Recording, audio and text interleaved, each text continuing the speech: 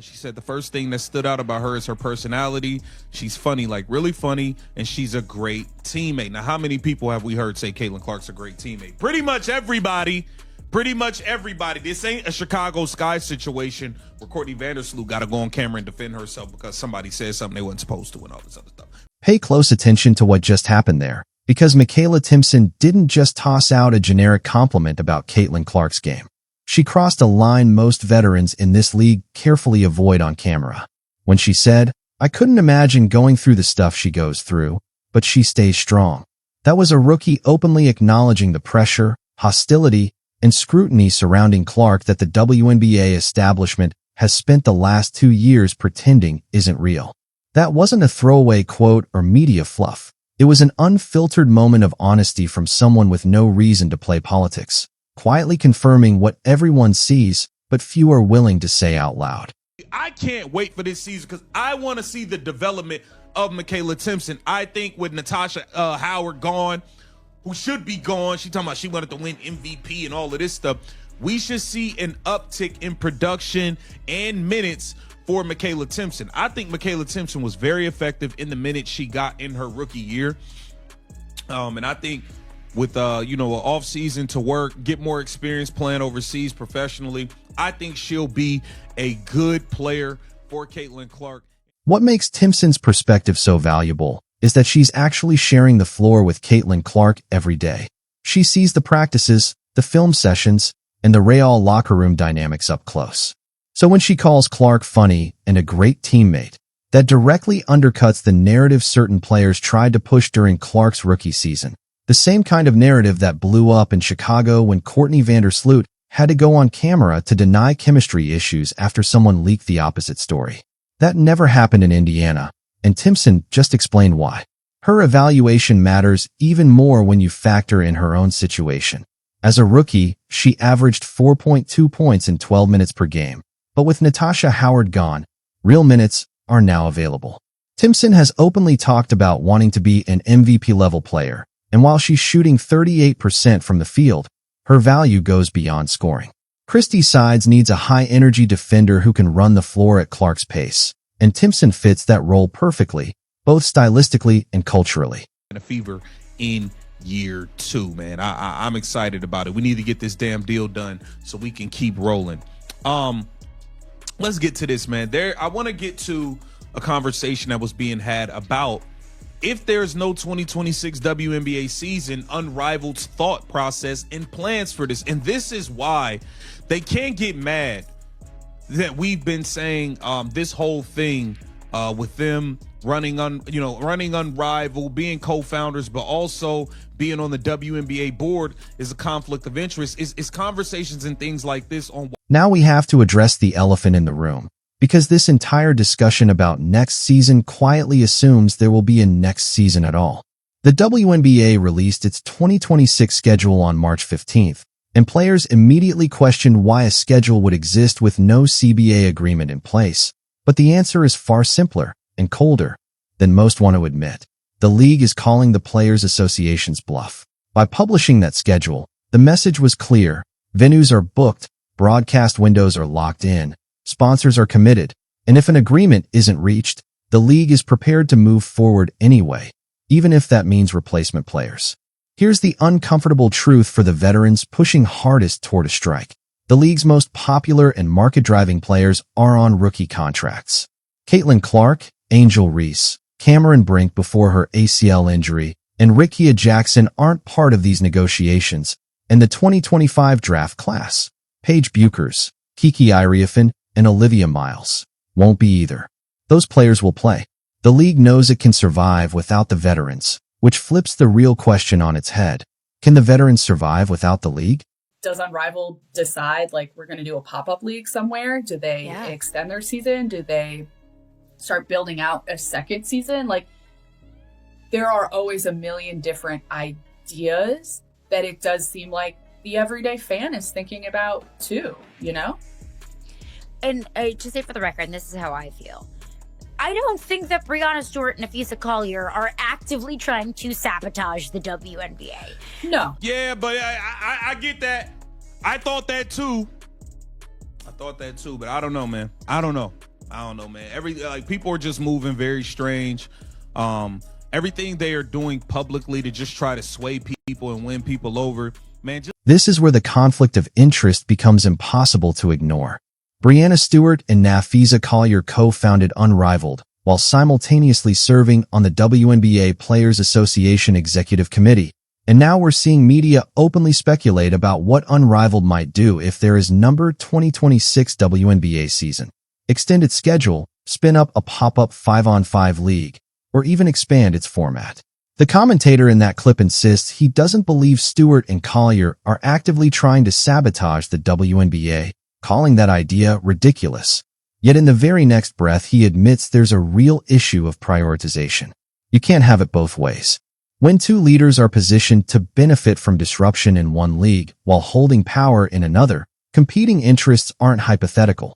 They're built into the structure, and the evidence suggests those conflicts are very real. For the season to be canceled, I think that is way too far and ridiculous. Let's not forget the WNBA still is the premier women's basketball league in this country and in the world, right? Yes. Nafisa Collier, Breanna Stewart, and every player in Unrivaled are direct beneficiaries of that. So I don't want to put my tinfoil hat on and say that Nafisa Collier is a double agent and she's going in trying to sabotage the W. Bro, we don't know. We don't know what. Listen, we don't know. Listen carefully to the language being used, because it gives the whole game away. They want to continue Unrivaled, maintain unlimited athlete freedom, and still play overseas. That's three separate revenue streams they're trying to protect at the same time. The WNBA, meanwhile, is asking for prioritization, meaning the league season comes first and everything else works around it, while the players are pushing for the freedom to choose. Here's the problem with that stance. The WNBA just secured a massive new media rights deal worth roughly $2.2 billion over 11 years, starting in 2026, or about $200 million annually compared to roughly $60 million under the previous agreement. ESPN, NBC, and Amazon didn't pay that kind of money for a league where its biggest stars might be unavailable because they're prioritizing a 3-on-3 league in Miami or overseas commitments. Breanna Stewart and Nafisa Collier are stuck in an impossible position. As players, they want maximum flexibility and pay. As Unrivaled co-founders, they need star power and a longer season for their league to thrive. And as WNBA Players Association leaders, they're supposed to protect the league's long-term stability. Those three roles collide head-on during CBA negotiations, and they are fundamentally incompatible when the stakes are this high. What I do think, though, is, and we've talked about this, prioritization. That is something that for them, for players who play overseas, who want to continue playing overseas, for players in Athletes Unlimited, that is something that they are thinking very critically about because they want to continue to have Unrivaled and AU and go to their overseas clubs. The timeline is everything here, because this CBA negotiation has been dragging on for months with no resolution in sight. The previous agreement expired back in October, and now, deep into late March 2026, there's still no deal, even as training camps are scheduled to open in April and the regular season tips off in May. At some point, this stops being leverage and starts becoming a real crisis. The Players Association is gambling that the league won't dare use replacement players, and that public pressure will eventually force ownership to concede on prioritization, revenue sharing, and free agency rules. But that bet badly misreads the current landscape. The WNBA's new media deal isn't built around individual veterans. It's built around the product continuing to exist and games being played. ESPN, NBC, and Amazon didn't invest billions to protect specific names. They invested in live inventory. As long as Caitlin Clark is on the court, the broadcasts go on, and that reality fundamentally weakens the union's position. Games, at the end of the day, they need to get a deal done and stop playing around. This thing has gone on far too. Think about how long this thing has gone on, you guys. Really think about how long this has drug along and just gotten dragged out. Come on, man. Y'all got to stop it. Man. A deal should be done. We've already seen the WNBA released the schedule, okay? And we had players coming out and addressing saying, oh yeah, why are they putting out a schedule? The players was acting confused about the schedule. That last point really needs to be underlined, because the creator is exactly right.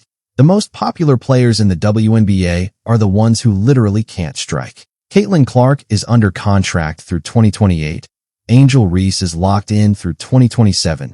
The entire 2024 draft class is tied to rookie scale deals, and the 2025 draft class will sign and play regardless of what the veterans decide to do. From the league's perspective, that means it can still put a competitive, marketable product on the floor without the players pushing hardest for a strike. Now consider what that reality means for someone like Nafisa Collier. She's 28, squarely in her prime earning years, and if the 2026 season disappears, she loses a full year of WNBA salary. But Unrivaled keeps operating, and she continues getting paid and benefiting as a co-founder. It's hard to believe that doesn't affect her negotiating posture. The same logic applies to Breanna Stewart at 30, Alyssa Thomas at 32, Kelsey Plum at 30, and Jewel Lloyd at 30. Players who don't have many prime seasons left and are understandably trying to maximize earnings now. That urgency explains why they're willing to risk a lost season in ways younger, contract-bound players simply aren't. Nafisa Collier and such, but you gonna have Caitlin Clark, Angel Reese, Paige Beckers, Kiki Area, Finn, Rakia Jackson. You gonna have Flau'jae coming to the league, Olivia Miles, and a bunch of replacement players. And at the end of the day, the most popular players in this league are the players that are currently under rookie contracts, if we're gonna be honest. Let's just be real here. That's just what it is. So I think that was the WNBA's message to these players is, hey, we about to move on without y'all asses.